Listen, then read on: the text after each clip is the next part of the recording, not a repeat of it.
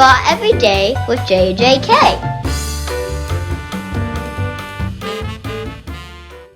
Hey everyone, I'm Jarrett Krosoczka, and this is my show, Draw Every Day with JJK. Welcome to week 4, day 2. It's Tuesday. Pretty sure it's Tuesday. Is today Tuesday? Yes, today is Tuesday, because yesterday was the first lesson in color. This week we're going to be talking about color. So yesterday I introduced to you the concept of primary colors, secondary colors, and tertiary colors. That's going to be the building block for everything building blocks for everything we talk about this week. Now, I'm still trying to set up some of the logistics on how I record and film in my studio space. And I wasn't really satisfied with the way my desk was lit in order to truly show you the colors I wanted to share with you. So while I figure that out, for today, what I'm going to be doing is I'm going to be painting and drawing on my iPad here with my Apple Pencil so I can do a screen record of what I'm doing in order to better communicate to you these lessons that I want to share with you. So today I'm going to be talking about mood, how colors can make us feel different ways. And this is going to hark back to the second lesson we ever had on Draw Every Day, where I talked about drawing emotions. So I'm going to be painting little circles of color. Let me actually make this brush bigger. And blue. Here we have some blue. Now, the color blue can make us feel sad or sorrow. And blue is a cold color. And we'll be talking more about warm versus cold colors in future episodes. So blue might make your character look sad.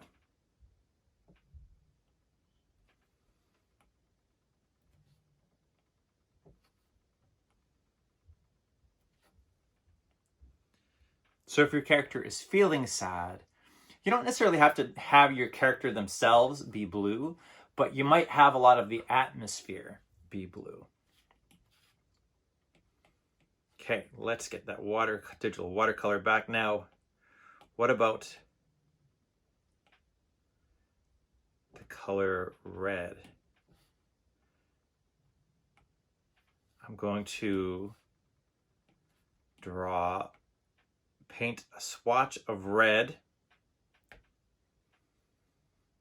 Red is a very powerful and strong color.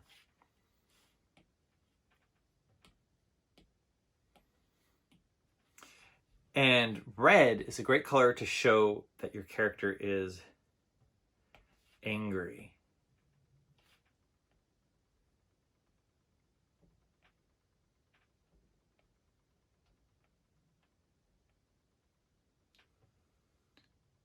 And again, it might not be that you're drawing your character to be red, but if your character is angry, you might have a lot of red in the atmosphere of your illustration.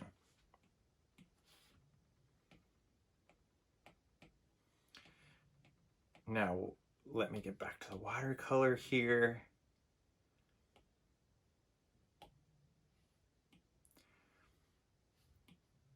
And I'm going to paint a yellow swatch. And yellow is a very cheerful color. You might think of the way a kid might color the sun. When I think of yellow, I think of the happy face. And I think of somebody very, very cheerful. So this character is going to be so happy that their eyes are closed. And that their eyes are tilting up as they're closed. And that shows that the character is happy when you're so happy that you're smiling so broadly that your eyes close. And so if it's a very cheerful scene, again, you might not have your character actually be yellow, but you might have the atmosphere be yellow. And a great example of color being used to show how a character feels is think of the movie Inside Out. And think about all of those little characters that were feelings inside that kid's head.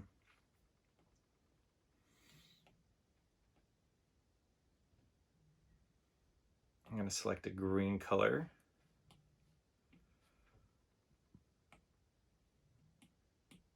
I'm going to paint a green. Now, green can mean nature.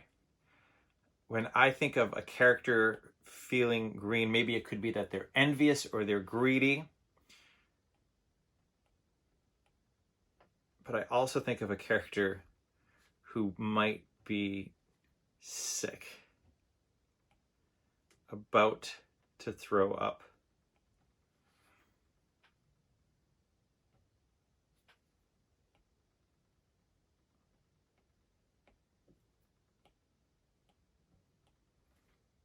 Now, a great example of this color green being used to show how our character feels, if you've read Raina Telgemeyer's Guts, where she talks about her anxieties and her fears and her tummy problems when she was feeling really sick. That book used this green color.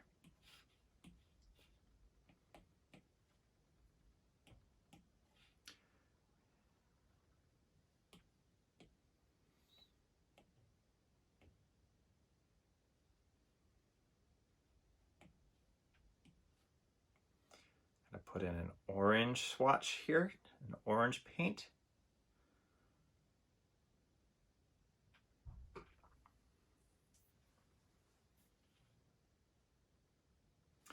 And orange is another very cheerful color.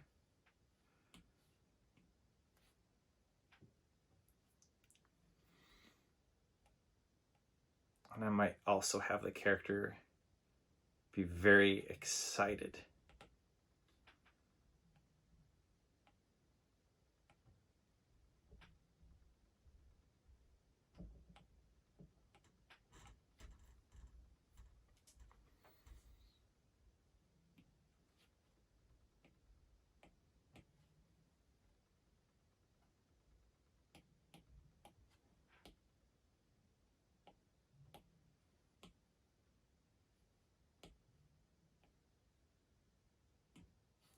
Now I'm going to paint a purple swatch.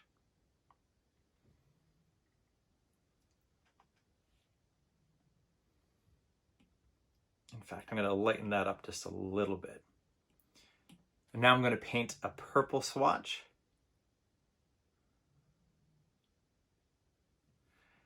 And purple can be a royal color. It can be a soothing color. So if I wanted to show that my character was content, I might have their eyes closed and arched down like so.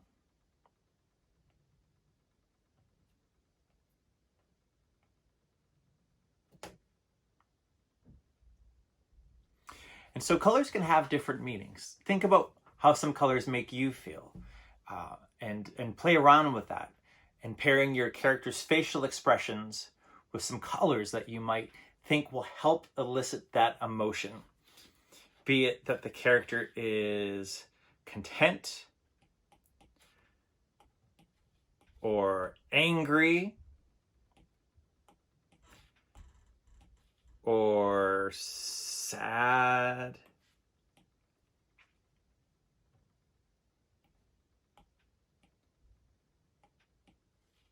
or sick,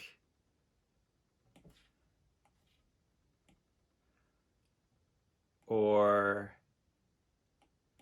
content. Speaking of content, let's see how those pugs are doing today. It is time for Pug Cam. Hey there, Ralphie. Enjoying some nice fresh air. And it is sunny here today in Northampton, Massachusetts, which is perfect for when you're a pug just wanting to pug about. All right, thank you, pugs. Now's the time where I check in with some of my author, artist friends to see what they're up to, and they come on to draw for us. Today is the day that a brand new graphic novel has published. The book is called Not Enough. So let's go to the overhead camera here so I could show you a little bit about this new book by Maria Scriven. She's a cartoonist who has a daily comic strip in newspapers. It's syndicated all across the country. Today is her debut for her new middle grade graphic novel series, the first book being called Not Enough. So we have this girl named Natalie, and she has a longtime best friend. And as they enter middle school, Lily, her supposed best friend, suddenly is very unkind to her. And Nat loves to draw. She loves goofy things. She loves comics. But Lily, her quote unquote best friend, suddenly makes her feel like she is not enough. Not enough, Natalie enough to be cool enough to be her friend. And this sort of, you know what this reminded me of? Imagine if Charles Schulz had drawn a comic about Charlie Brown and Lucy and Peppermint Patty and all those kids getting to middle school. That is very much what this book felt to me.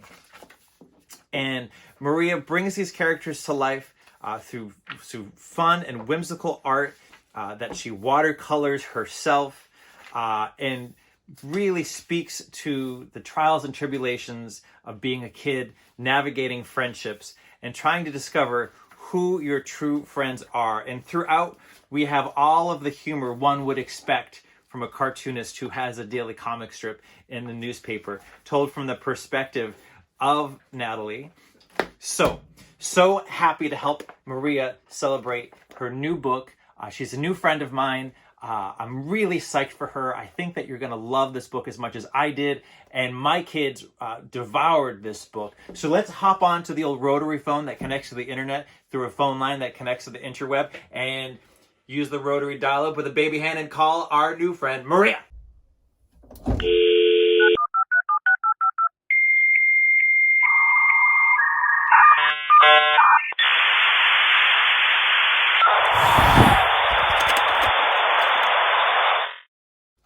Hey, Maria, thank you so much for joining us. Hi, Jarrett. Hi, everyone. I'm Maria Scriven, and I'm so excited to be here today to show you how I draw Natalie from my middle grade graphic novel, Nat Enough. So when I draw Natalie, I start with 2 big circles for her big glasses, like the ones I wore when I was a kid. Natalie is based on my childhood self, and we share a lot of the same stories. Just like Natalie, I was bullied. And just like Natalie, one of my biggest bullies was myself in the form of self-criticism and self-doubt. Draw some hair.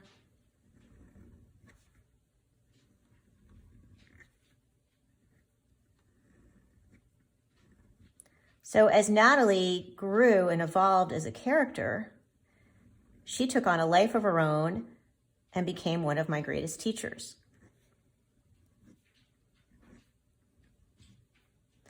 And I painted Nat Enough in watercolor, so I'm just going to show you how I painted her.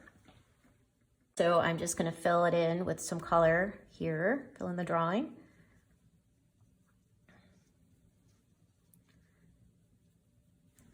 When I paint, I have a paintbrush in one hand and a piece of paper towel in the other to catch extra water and paint.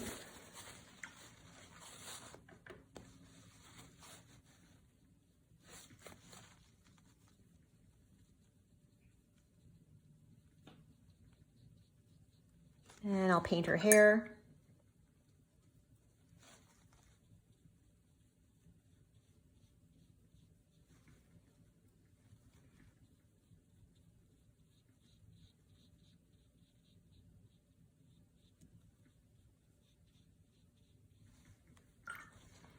And her t-shirt.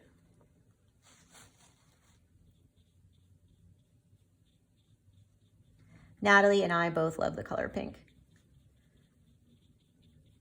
So as I was saying, she became one of my greatest teachers and taught me some really important things. And one of those things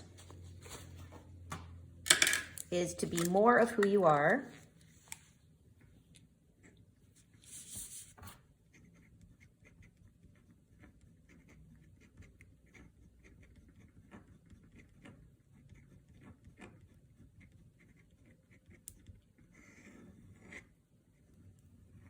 And the other thing is not to let anything or anyone dim your sparkle.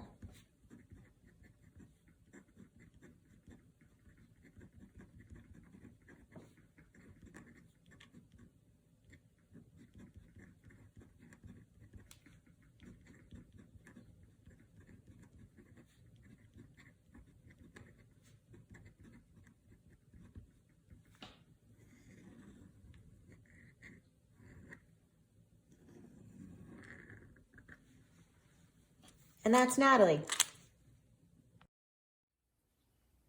Thank you so much for having me here today, Jarrett. This was so much fun. Keep drawing, everyone. Bye. Well, Maria, that was so awesome. I'm amazed at how quickly you drew that and colored it. And I'm so grateful to you and happy for the world that we have Nat Enough and the follow-up that's coming in September. Nat is a great character, and she is just going to do so much good in this world to help kids understand and navigate friendships. So now I'm going to talk to my young artist, and it's time for some family draw time. Little kid, cuddle, cuddle. All right, it's family draw time, and I'm joined today by my middle kid, Lucky. Lucky, Hi. welcome back to the show. And okay, this project, this art challenge today was all Lucky's idea. Would you like to explain this drawing challenge to the viewers? So we have two pictures. We choose two colors with our eyes closed, and we have to just color it like with all those two colors. Okay, so we downloaded coloring pages from one of our favorite authors' websites. We went to Graceland's website. So grown-ups, you can check that out at graceland.com. This is actually from one of my favorite books of hers called Robert Snow. And grown-ups, check the websites. A lot of your favorite authors will have some coloring pages and activity pages. So we downloaded one and we printed it up twice. And then Lucky had the idea to do something with a limited color palette. Limited color palette means when you can't use all the colors, just a few colors. So we have the same coloring page. We're each going to choose just two markers, and we're going to try to fill up the page in any way that we think is best for the image with just two colors. So Lucky, close your eyes. You choose two colors. Okay, purple and green. And I'm going to choose this one and this one. Gray and red. You almost got two reds. I almost got two reds. Okay, let's hit the fast forward button.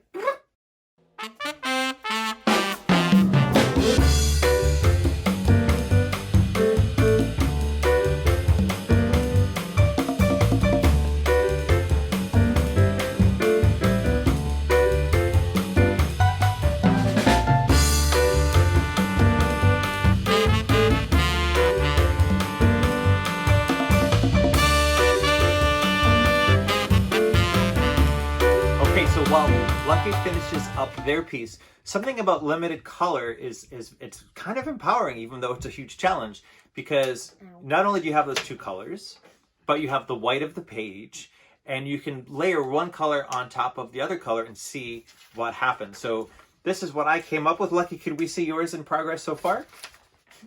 Awesome work. I love that purple and green color. Did you have fun? Yes. Yes, that was a lot of fun. And so while Lucky finishes, I'm going to thank you all for watching.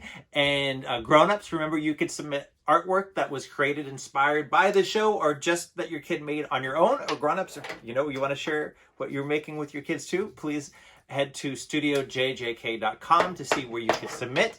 Because at the end of every show, we share the artwork everyone is making. So thank you again for joining us. And here's the artwork that has been submitted for today, and keep drawing, and we will see you tomorrow. Please click like and subscribe and keep drawing. See you soon.